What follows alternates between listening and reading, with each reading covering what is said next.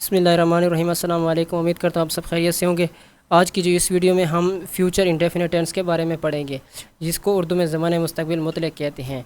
Future मानी मुस्तक़बिल और इंडेफिनिट मुतलक कहते हैं, और टेंस ज़माने को कहते हैं। इंडेफिनिट का मतलब होता है गैर मुतय्यन, कोई मुकर्रर ना हो कि किस वक्त, ठीक है ना, वक्त का तयन ना किया जा सके, उसको कहते हैं इंडेफिनिट, चाहे वो पास्ट का हो, प्रेजेंट का हो या फ्यूचर का। अच्छा, ये टेंस कैसे क्या होता है? Future indefinite tense is a tense, ये एक ऐसा ज़माना होता है दैट इंडिकेट, जो बताता है एन एक्शन, एक काम और इवेंट्स वाक़या that will happen in the future, जो मुस्तकबिल में वाक़या होगा, ठीक है। यानी कि ज़माना मुस्तकबिल मुतलक ऐसा ज़माना है जो मुस्तकबिल में होने वाले किसी अमल या वाक़े की बारे में बताता है या निशानदाही करता है, ठीक है। इंग्लिश में इंडेफिनिट जो होता है ना, इंडेफिनिट मैंने अभी बताया है, इसका मतलब होता है गैर मुतय्यन, गैर मुकर्रर। जैसे वो सबक याद करेगा, शायद क्रिकेट खेलेगा, वो कपड़े धोएगी, ठीक है ना, वो बर्तन धोएगी, या मिसाल के तौर पर वो पढ़ेगी, वो सबक याद करेगी, इस तरीके से, ठीक है। हम क्रिकेट खेलेंगे, हम इस तरीके से आप कर सकते, मतलब कोई ख़ास वक्त का वक्त मुतय्यन नहीं होता, यानी कि किस वक्त, लेकिन ये पता है कि मुस्तकबिल में होगा, फ्यूचर में होगा। दर्जा वाला जुमलों में किसी मखसूस वक्त का तयन मुश्किल है। जुमलों से मुस्तकबिल करीब और मुस्तकबिल भाई दोनों ज़मान को गुमान होता है, यानी ऐसा लगता है कि मुस्तकबिल का यानी कि वो सबक याद करेगा और नज़दीक यानी कि कुछ वक्त बाद, या ऐसा होता है वो बहुत अरसे बाद याद करेगा, ठीक है। तो दोनों ज़मानों का गुमान होता है, यानी इन दोनों से कोई अंदाज़ा होता है कि काम अभी अभी करेंगे, यानी कि कभी ऐसा लगता है कि अभी अभी काम करेंगे, या ऐसा लगता है कि बाद में करेंगे, बहुत देर बाद करेंगे।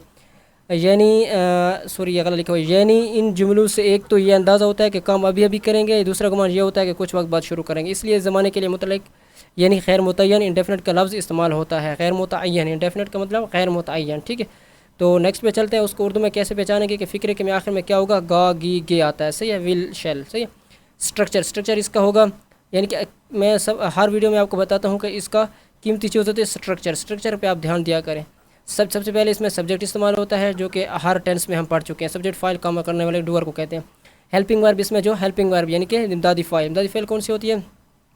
विल शैल, सही है। आजकल वैसे शैल का मतलब इस्तेमाल लोग ज़्यादा नहीं करते, खासकर स्पोकन में, लिखने में या ग्रामर में तो आता है, लेकिन शैल को ज़्यादातर लोग इस्तेमाल नहीं करते। वैसे ये आपको बता दूँ, आई और सिर्फ वी के साथ इस्तेमाल होते हैं, आई और वी के साथ, अभी से ये इसको याद कर लें, आई और वी के साथ इस्तेमाल होता है, बाकी सब में विल इस्तेमाल होगा, याद रखना।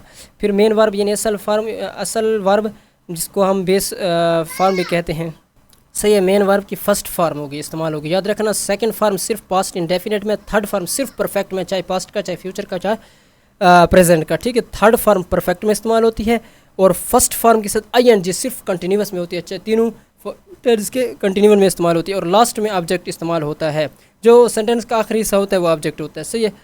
अच्छा, इसको जैसे कि एक जुमला देख लें, they will wine the match, वो मैच जीतेंगे, सही है। दे के साथ विल, मैंने कहा आई और वी के साथ शैल इस्तेमाल होता है, बाकी सब के साथ विल इस्तेमाल होगा। सब्जेक्ट कौन है? काम करने वाला दे है, विल हेल्पिंग वर्ब है, सही है, और वाइन, ठीक है, वाइन फर्स्ट फॉर्म है वर्ब की, मेन वर्ब की, और द मैच क्या है? ऑब्जेक्ट है, यानी कि वो मैच जीत जाएंगे। सेकंड वाला देख लें, जैसे she will wash the clothes, यानी वो कपड़े धोएगी। शी क्या है? सब्जेक्ट है। विल क्या है? मेन वर्ब, हेल्पिंग वर्ब है, और वॉश मेन वर्ब है, और हाँ, ये विल हेल्पिंग वर्ब है, वॉश मेन वर्ब है। मेन वर्ब की कौन सी form? First form. The clothes क्या है? कपड़े, ये ऑब्जेक्ट है। दूसरा देखें, तीसरा वाला, I will make a video, यानी कि मैं वीडियो बनाऊंगा, सही है, या हाँ, मैं एक वीडियो बनाऊंगा। मेक मनी बनाने के लिए इस्तेमाल होता है, सही है। आई मनी, ये क्या सब्जेक्ट है? विल हेल्पिंग वर्ब है। मेक क्या है? सॉरी, ये आई के साथ क्या इस्तेमाल होता है? शैल होता है। लेकिन मैंने आपको बताया कि ज़्यादातर आजकल इसके साथ क्या इस्तेमाल करते हैं? विल इस्तेमाल करते हैं, क्योंकि शैल आजकल मतलब इसका कहते हैं कि ज़माना ख़त्म हो रहा है इसका, ठीक है। तो नेक्स्ट पे चलते हैं। इसको नफ़ी में तब्दील करने का क्या तरीका कार है? सब्जेक्ट के ध्यान देना, इसका स्ट्रक्चर पे ध्यान देना। कीमती चीज़ स्ट्रक्चर, अगर आपको स्ट्रक्चर की समझ आ गई तो आप टेंस आसानी से बना लोगे। इस वजह से मैं हर वीडियो में हर बार कहता हूँ कि स्ट्रक्चर पे आप गौर दिया करें। सबसे पहले इसमें सब्जेक्ट होता है, हेल्पिंग वर्ब सबका वैसे का वैसा है, फार्मूला वैसे का वैसा है, लेकिन सिर्फ हेल्पिंग वर्ब और मेन वर्ब के दरमियान सिर्फ नॉट इस्तेमाल होगा, ये चीज़ याद रखना। जैसे कि वो शोर नहीं करेंगे, you will not make a noise, ठीक है।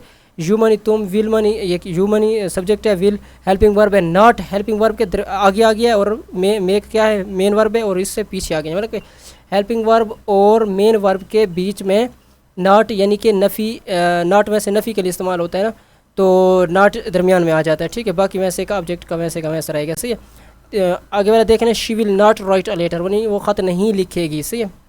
She subject will helping verb not क्या हो जाएगा नेगेटिव, और राइट क्या है मेन वर्ब है, और लेटर ऑब्जेक्ट हो जाएगा। सही है। इसको सवालिया में तब्दील करने का तरीका, इसको सवालिया में तब्दील करने का तरीका क्या है, और स्ट्रक्चर पे ध्यान देना।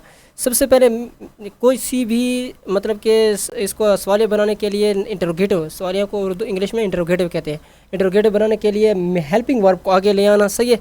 हेल्पिंग वर्ब उसको सबसे पहले ले आना जुमले में, बाकी जुमले का वैसा ही लिख देना, ये क्या बन जाता है इंटरोगेटिव। लेकिन वो प्रेजेंट इंडेफिनिट में थोड़ा सा वो चेंज आ जाता है। अच्छा, सबसे पहले हेल्पिंग वर्ब में क्या होगा, विल शैल, और फिर सब्जेक्ट और मेन वर्ब, और लास्ट में ऑब्जेक्ट आ जाएगा। जैसे कि क्या वो ख़त लिखेगी, तो जैसे she will write a letter हमने पढ़ा है ना, तो विल को क्या ले जाएंगे, पीछे ले जाएंगे, यानी कि शुरू में ले आएंगे। Will she write a letter C, और लास्ट में क्या आ जाएगा, इस चीज़ को अपने ध्यान देना है। लास्ट में क्या आ जाता है, क्वेश्चन मार्क इंग्लिश में कहते हैं, और उर्दू में कहते हैं सवालिया निशान। अब थोड़ी सी प्रैक्टिस कर लेते हैं ताकि और भी क्लियर हो जाए। जैसे कि you will play with your friends, यानी आप अपने दोस्तों के साथ खेलेंगे। यू सब्जेक्ट हो गया, विल हेल्पिंग वर्ब हो गया, प्ले क्या हो गया मेन वर्ब हो गया, विद क्या हो गया with your friends. With your friends क्या है, ये ऑब्जेक्ट है। सो इसको अगर नेगेटिव बनेंगे तो यू विल नॉट प्ले, सी ना, विल के बाद और प्ले से पहले नॉट आ जाएगा। You will not play with your friends, यानी आप अपने दोस्तों के साथ नहीं खेलेंगे। दूसरा, अगर इंटरोगेटिव बने तो विल पहले आ जाएगा, यानी सवालिया बने तो will you play with your friends. ठीक है, तो यानी कि क्या आप अपने दोस्तों के साथ खेलेंगे, ये इस तरह बन जाएगा, और लास्ट में क्वेश्चन मार्क आ जाएगा। दूसरा देख लें, the dog will bark at him, कि कुत्ता उन पर, यानी कि कुत्ता उन पर भौंकेगा। सही है। तो the dog will bark at him, यानी कि सब्जेक्ट द डॉग क्या हो जाएगा, subject will helping verb, bark main verb, और एट हिम उन पर, तो क्या हो जाएगा, ये ऑब्जेक्ट हो जाएगा। तो इसका अगर नेगेटिव बनेगा, the dog will not bark at him. सही है।